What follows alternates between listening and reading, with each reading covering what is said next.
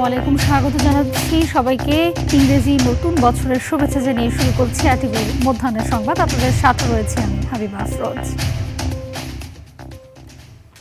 বেগম খালেদা জিয়ার জন্য দোয়া চাইলেন বিএনপির নেতা লুৎফর জামান বাবর। সকালে খালেদা জিয়ার কবর জিয়ারত করতে এসে তিনি বলেন, বেগম খালেদা জিয়ার মৃত্যুতে দেশের রাজনীতিতে যে শূন্যতা তৈরি হয়েছে তা অপূরণীয়।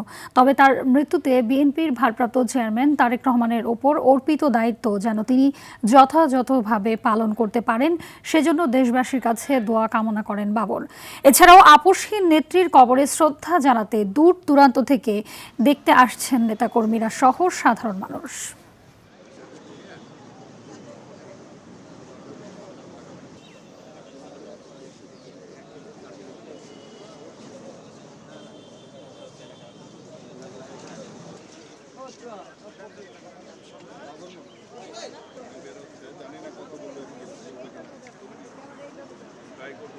আমি ব্যক্তিগতভাবে আজকে আমার আবেগ থেকে, আমার অনুভূতি থেকে আমার নেত্রী এবং আমার নেতার কবর জিয়ারত করার জন্য আমার মন চাইছে।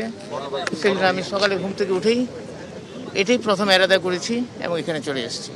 কোনো এটা রাজনৈতিক কোনো পরিকল্পনা বা কোনো সিদ্ধান্তের বিষয় না। কি পড়বে সেটা তো যখন রাজনীতির নির্বাচন হবে তখনই বোঝা যাবে। অ্যাডভান্স কথা বলার কোনো সুযোগ তো নাই এখানে। আর দ্বিতীয়ত হচ্ছে, আমি এটুকু বুঝি আমাদের নেত্রী ওনার সাথে আমি অত্যন্ত ঘনিষ্ঠভাবে কাজ করে আল্লাহ পাক আমাকে সুযোগ দিয়েছিলেন। সেই সুযোগের মধ্যে ওনাকে দেখেছি ওনার দেশপ্রেম, স্বাধীনতা, সার্বভৌমত্বর সাথে উনি কখনো আপোষ করে নাই। এত কাছে থেকে ওনার সাথে আমি কাজ করেছি। তারপর দেশের জনগণের জানমালের নিরাপত্তার ক্ষেত্রে উনি আপোষহীন ছিলেন। যখন আমি যা চেয়েছি নির্দ্বিধায় তাই উনি আমাকে দিয়ে দিয়েছেন। দর্শক, এই মুহূর্তে সেখানে রয়েছেন সহকর্মী শামীম চৌধুরী। সরাসরি চলে যাচ্ছি তার কাছে। শামীম, জানতে চাইব যে বেগম জিয়ার কবরস্থানে এখনকার চিত্র কি দেখছেন, আমাদেরকে জানাবেন।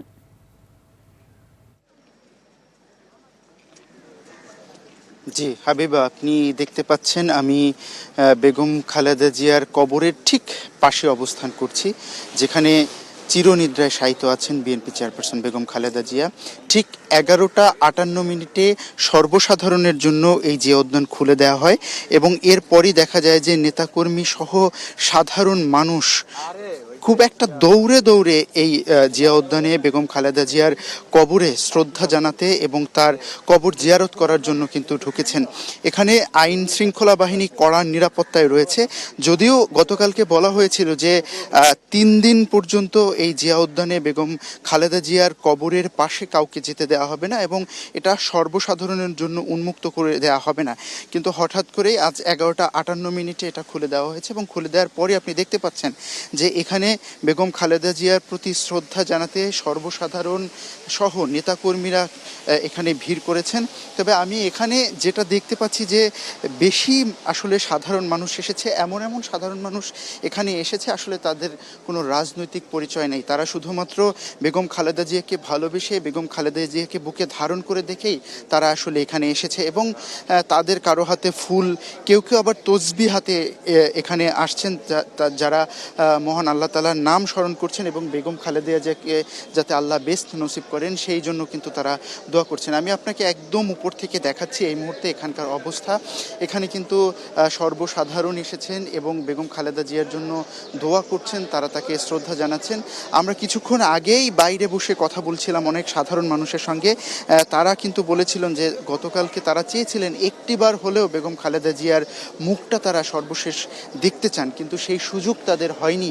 এ কারণে তারা চেয়েছিলেন যাতে বেগম খালেদা জিয়ার কবরে একটু মাটি দেয়া যায়, নিজ হাতে যাতে তাদের প্রিয় মানুষটির কবরে একটু মাটি দিতে পারেন, সেই চেষ্টা কিন্তু তারা গতকালকে করেছিলেন, কিন্তু সেটিও সম্ভব হয়নি। এ কারণেই কিন্তু তারা গতকাল রাত থেকেই আমরা দেখেছি যে অনেকে এখানে অপেক্ষা করছিলেন এবং অপেক্ষা করার পর কিন্তু তারা সেই সুযোগটা গতকাল রাতে পাননি। কিন্তু আমি যেটা দেখেছি যে এখানে অনেকে গতকাল অপেক্ষা করার পর এখন পর্যন্ত যারা অপেক্ষা করে রয়েছিলেন তারা কিন্তু একটা সুযোগ পেয়েছেন এবং যখন সর্বসাধারণের প্রবেশের জন্য উন্মুক্ত করে দিয়েছে তখনই কিন্তু উপর্যুপরি মানুষজন এখানে এসেছে তাকে শ্রদ্ধা জানাতে এবং তার কবর জিয়ারত করার জন্য। আমি যদি একটু উল্টা পাশটা আপনাকে দেখাই যে মানুষজন কিন্তু আস্তে আস্তে করে এই প্রবেশ পথ থেকে আস্তে আস্তে করে মানুষজন ঢুকছে।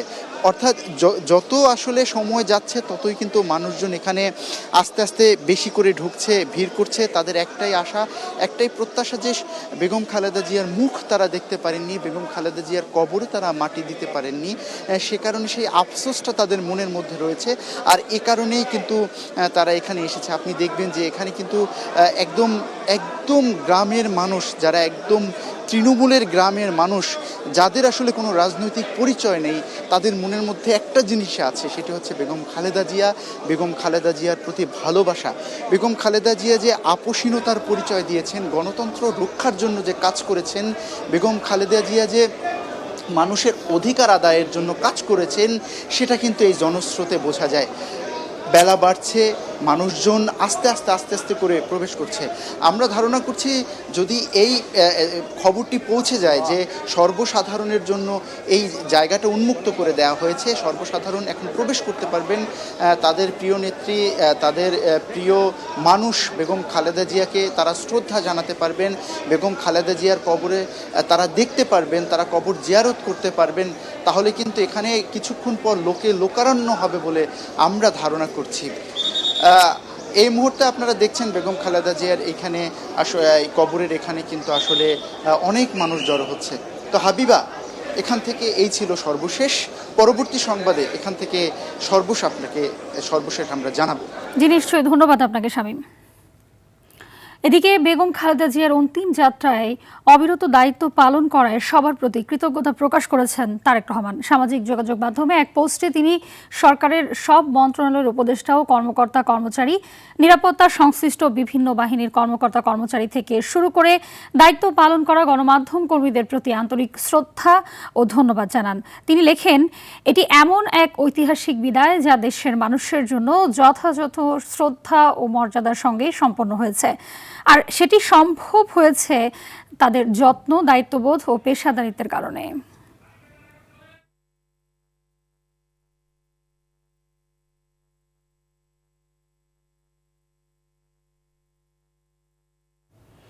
বিএনপি চেয়ারপারসন ও সাবেক প্রধানমন্ত্রী খালেদা জিয়ার মৃত্যুতে চলছে দ্বিতীয় দিনের রাষ্ট্রীয় শোক।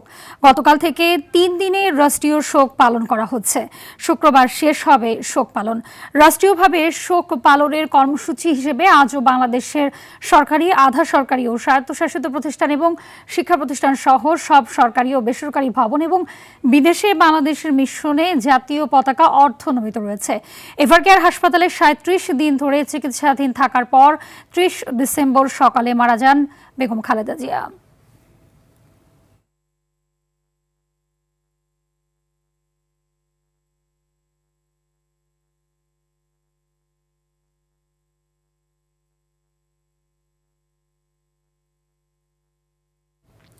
দেশের বিভিন্ন স্কুলে শিক্ষার্থীদের দেয়া হচ্ছে নতুন বই। প্রাথমিক থেকে নবম শ্রেণী পর্যন্ত সব শ্রেণীর শিক্ষার্থীদের মাঝে পাঠ্য বই বিতরণ করছেন শিক্ষকরা। তবে এবছর কোনো উৎসব হচ্ছে না, নিজ নিজ বিদ্যালয়ে গিয়ে শিক্ষার্থীরা নতুন বই সংগ্রহ করছেন। প্রাথমিক ও গণশিক্ষা মন্ত্রণালয় এবং শিক্ষা মন্ত্রণালয়ের পক্ষ থেকে এবছর আগে থেকেই বই উৎসব না করার সিদ্ধান্ত হয়। এছাড়া সাবেক প্রধানমন্ত্রী খালেদা জিয়ার মৃত্যুতে রাষ্ট্রীয় শোক ঘোষণা করেছে অন্তর্বর্তী সরকার। এনসিটিবির পক্ষ থেকে জানানো হয়, 2026 শিক্ষাবর্ষের জন্য প্রাথমিক থেকে পঞ্চম শ্রেণী পর্যন্ত এবার মোট বইয়ের সংখ্যা 8,59,25,379 কপি।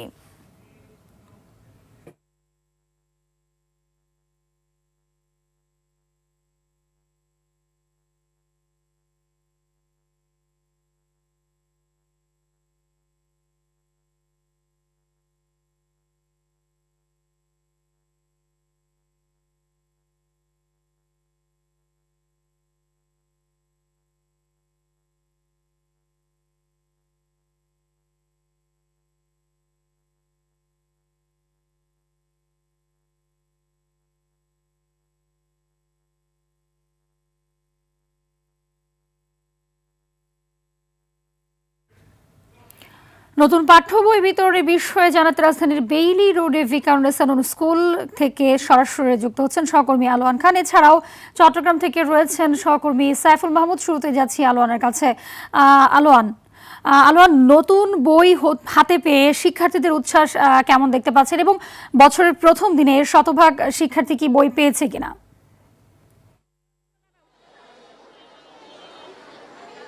হ্যাঁ, যেমনটি বলছিলেন হাবিবা, আজকে বছরের প্রথম দিন উপলক্ষে কিন্তু সারা দেশেই প্রাক প্রাথমিকের যে শিক্ষার্থী তাদেরকে কিন্তু বিতরণ করা হয়েছে। বই বিতরণ একদম প্রতিটি বই কিন্তু নতুন বইয়ের স্বাদ নিয়েছে শিক্ষার্থীরা, এবং এই বই বিতরণ উপলক্ষে কিন্তু কোনো প্রকার উৎসব ছিল না, বিকজ এখানে রাষ্ট্রীয় শোক চলতেছে 3 দিন। এই 3 দিনের শোকের আজকে দ্বিতীয় দিন, যার কারণে হচ্ছে এই বই উৎসবের কোনো আমেজ ছিল না বিশ্ববিদ্যালয়গুলো স্কুলগুলোতে।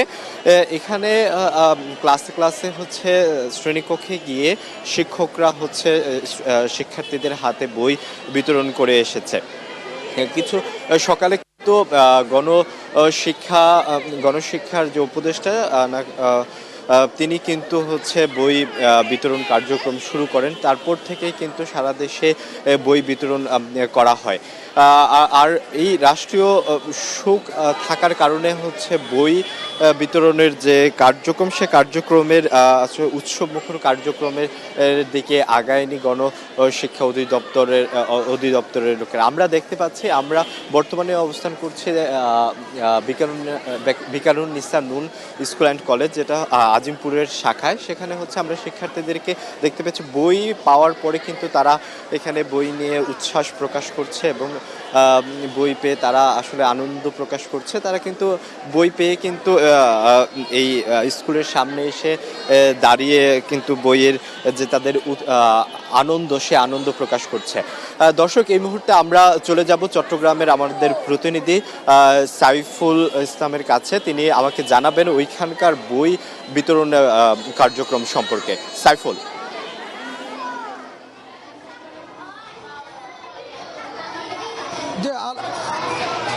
জি আলোন, আপনাকে ধন্যবাদ। আমি ঠিক এই মুহূর্তে দাঁড়িয়ে আছি চট্টগ্রামের একটি সরকারি প্রাথমিক বিদ্যালয়ে। প্রতি বছরের মতো এই বছরও কিন্তু আসলে বছরের প্রথম দিন কিন্তু আসলে বই দিচ্ছেন শিক্ষার্থীদেরকে। বিশেষ করে প্রথম শ্রেণী থেকে শুরু করে নবম শ্রেণী পর্যন্ত শিক্ষার্থীরা কিন্তু বই পাচ্ছেন। তারা কিন্তু সবাই কিন্তু খুবই খুশি, এবং সকাল থেকেই কিন্তু বিভিন্ন স্কুলে কিন্তু আসলে শিক্ষার্থীরা ভিড় করছে বইয়ের জন্য, এবং তারা কিন্তু বই পেয়ে তারা কিন্তু মহা খুশি, এবং তারা কিন্তু জানতো আগে থেকেই কিন্তু আসলে তারা যে বই পাবে এটা নিয়ে তারা কিন্তু খুবই খুশি। এবং যেহেতু আসলে সরকারের পক্ষ থেকে নিষেধ করা হয়েছে বই উৎসব হবে না, সেজন্য কিন্তু কোনো স্কুলে কিন্তু বই উৎসব হচ্ছে না। তবে শিক্ষার্থীরা কিন্তু বই পেয়ে কিন্তু তারা কিন্তু খুবই খুশি হয়েছেন। আমরা দু একজন শিক্ষার্থীর সাথে একটু কথা বলবো।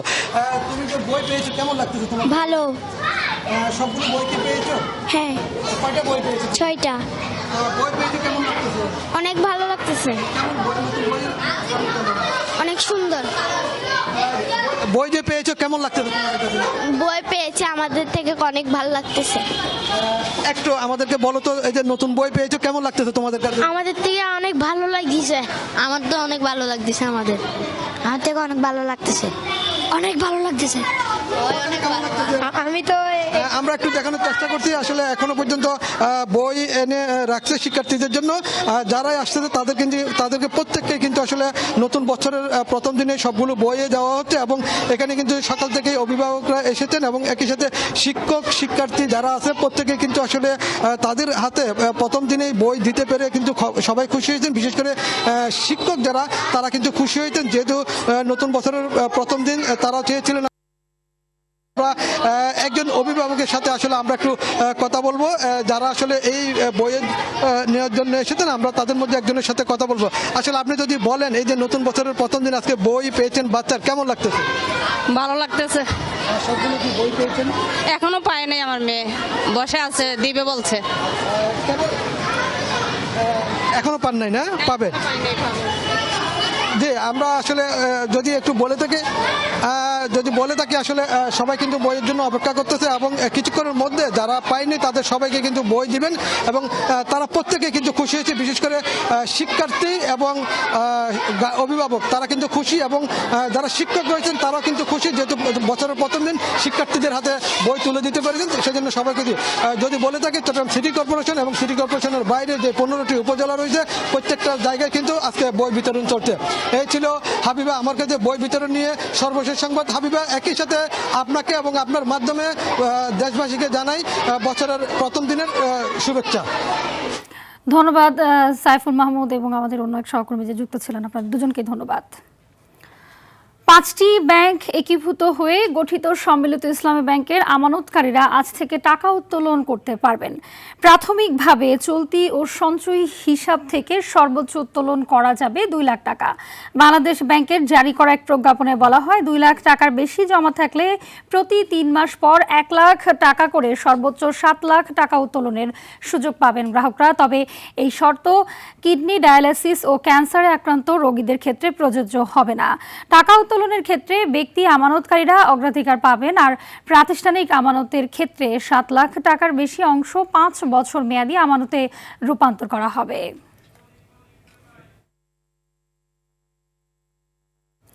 এই সঙ্গে শেষ করছি মধ্যাহ্নের সংবাদ। দুপুরের সংবাদ পরে 2টায় দেখার আমন্ত্রণ রইল। ধন্যবাদ সবাইকে।